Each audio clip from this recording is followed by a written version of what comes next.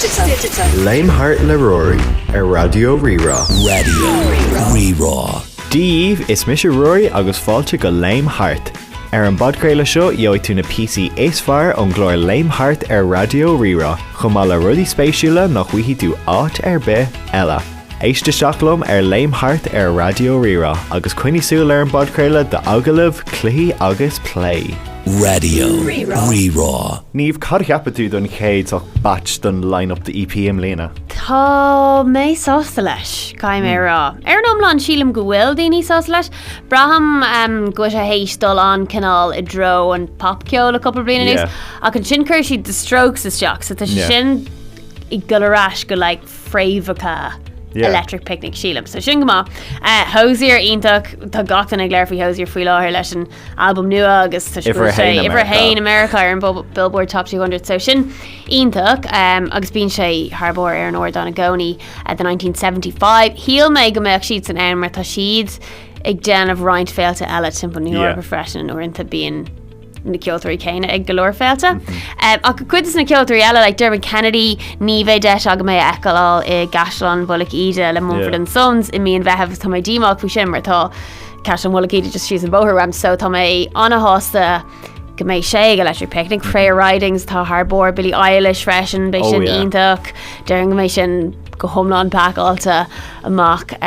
So yeah, tá mé anna hásta leis. Tuigim go níos mó fós le fógart. Dar nó í na hordán like Body and Soul Ash, Trench Town Ash agus ní anna ceoltóirí sin. Other voices, yeah. So seo an tús, but an rud le Electric Picnic dumsa rénos. No. Cúim mé bliana bháin ní cuimhlum céin bbliana agus ní raibh mé ro pushed faoi aon ceoltóir ach fós bíon like on time agat agus bíon on crack agat agus aim síon tú ceoltóirí nua ag na hordán beaga agus is bralam sin ach an mbliana like déitan lista sách fada scríb hana féin den na ceoltóirí ar bhálam eáil. Yeah. Híal mé sin cap mé sin freisin a gcónaí sílam leis na soch na headliners a gcónaí ní chlíonn siad céad faoin géad le soch what's hot.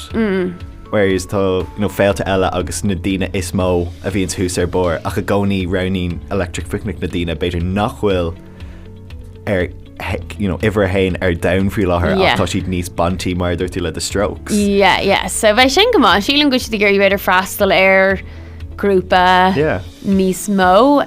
Years and years is sin freisin. Bhrálam mé beoid gá bliana hin agus bhí siad ar éis. So tá mé agsúla sinna eáil, but so good so far mar dearan siad. Bhí sé nach mór ceart fiú mé ar Twitter ré ag léamh na ráflaí ar fad agus bhí siad bhí daoine réisinta spot on, bhí Florence, bhí Hosier, bhí 1975.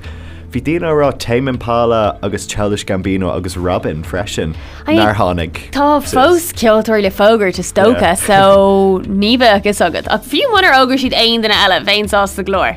Ar anna hásta lei sin. So tá glacham leis, ní mai cínte, but glacham leis go bhógróí siad duine New Bert Ella Moore, níos congraí gan am. Bín bhfuil le picture this in airí. Yes, so ach tá burtha chana féin nach mé an tám agam gachtainna eáil. No, ní é seo ach like first wave. Tá cáil mé amach ar anna chuid ceoltóirí in but sure sin an saoil ruí ní féile freastal gagrad.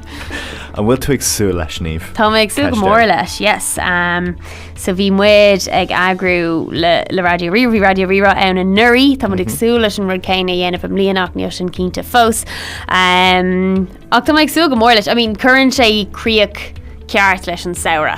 Atá gin ó bronnach ar bhealach, ach ar mbealach eile like fecinn tú golóir is de chord in dumsa sin a hórlín serénos agus bíon pobl mór de gailgóirí láthir ag Electric Picnic gach bliain freisin, so is bralam sin. Well, is léir go mai féile ionintach má an mbliana. Rí-Rá.